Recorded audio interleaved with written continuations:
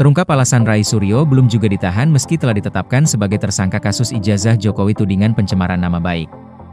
Ketua Komisi 3 DPR RI, Habibur Rahman menyebut Rai Suryo CS menjadi korban KUHP baru. Hal itu disampaikan dalam konferensi pers mengenai KUHP baru jelang sidang paripurna, Jakarta, Selasa, 18 November 2025. Habibur Rahman mengatakan Rai Suryo CS merupakan contoh korban dari KUHP versi Orde Baru, sehingga RUU KUHP perlu segera disahkan. Sekarang ini banyak orang jadi korban KUHP Orde Baru. Lihat misalnya kelompoknya Rai Suryo itu korban KUHP Orde Baru. Menurut standar KUHP baru Rai Suryo CS ini penanganan kasusnya bisa dengan restoratif justice, ujar Habibur Rahman. Pantas beberapa waktu saat penetapan sebagai tersangka, Rai Suryo CS malah bersikap santai tanpa ada perasaan khawatir. Secara terang-terangan Rai Suryo juga menyebut jika status tersangka belum tentu menjadi terdakwa. Mengikuti proses hukum yang ada karena status tersangka ini belum tentu terdakwa apalagi terpidana, ungkap Rai Suryo justru menyindir terpidana inisial SM yang sekarang belum dieksekusi.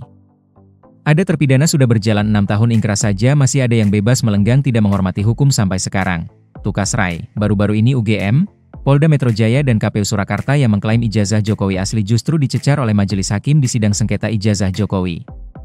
Rospita Vici Pauline, Ketua Majelis Komisi Informasi Pusat, KIP, yang memimpin sidang sengketa informasi terkait ijazah Presiden ke-7 RI Joko Widodo, Jokowi, pada Senin, 17 November 2025, mencecar Universitas Gadjah Mada, UGM.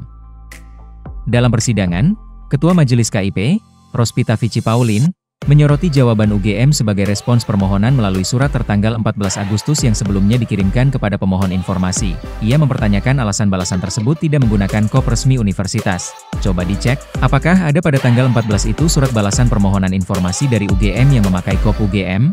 Tanya Rospita, dikutip dari tayangan Kompas TV. Pertanyaan itu kemudian ditindaklanjuti dengan pemeriksaan.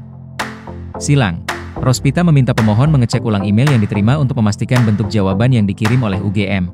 Perwakilan UGM menjelaskan bahwa respons terhadap permohonan informasi memang dikirim melalui email. Penjelasan tersebut membuat Ketua Majelis kembali mengkritik standar administrasi yang digunakan UGM.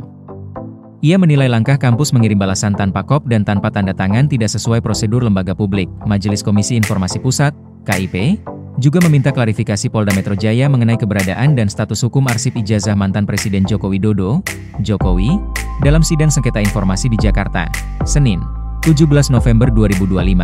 Ketua Majelis, Rospita Vici Pauline, membuka pemeriksaan dengan menanyakan keberadaan ijazah asli Jokowi. Untuk ijazah asli, Jokowi, saat ini berada dalam penguasaan Polda Metro Jaya untuk kepentingan proses hukum, jawab perwakilan Polda Metro Jaya. Perwakilan Polda Metro Jaya menjelaskan bahwa dokumen yang dimohonkan, mulai dari salinan ijazah asli, hasil pindai berwarna, transkrip nilai, KHS, laporan tugas akhir, surat tugas, SK Yudisium dan seluruhnya telah masuk dalam berkas penyidikan. Karena berstatus barang bukti yang disita berdasarkan penetapan pengadilan negeri, dokumen tersebut otomatis menjadi informasi yang dikecualikan. Polda Metro Jaya lantas menjelaskan alasan tidak adanya respons. Perwakilan Polda Metro Jaya menyampaikan bahwa mereka baru mengetahui adanya permohonan tersebut pada 13 November 2025, setelah menerima pemberitahuan dari Mabes Polri.